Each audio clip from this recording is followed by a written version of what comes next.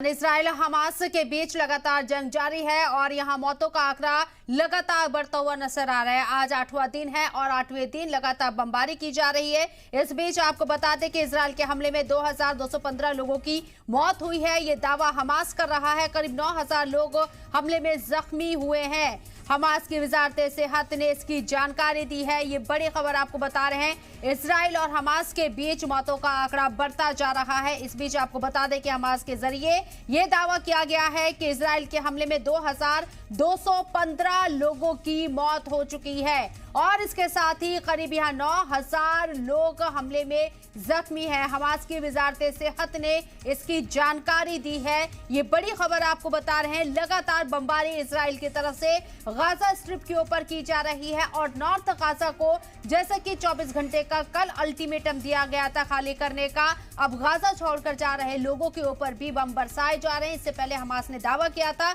कि इस बमबारी में जो लोग गाजा छोड़कर जा रहे हैं 70 लोगों की मौत हुई है और इसमें बच्चे खवातीन की तादाद सबसे ज्यादा बताई जा रही है। और अब हमास ने यह बड़ा दावा किया है इस जंग के 8वें दिन के इजराइल के हमले में 2215 लोगों की मौत हो चुकी है।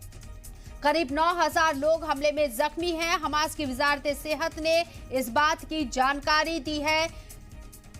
आज जंग का 8वां दिन है। बीते शनिचर को ही ये जंग शुरू हुई थी। हमास के जरिए इसराइल के 7 शहरों पर 5000 रॉकेट दागे गए थे और अब इसराइल ताबड़तोड़ हमले कर रहा है। गाजा स्ट्रिप के ऊपर लगातार बम बरसाए जा रही हैं। नॉर्थ गाजा को अब टारगेट किया जा रहा है और हमास के जरिए जो बड़ी जानकारी दी गई है उसके मुताबिक इसराइल के हमले में 2215 लोगों की मौत अब तक हो चुकी है। करीब 9000 लोग हमले में जख्मी हैं।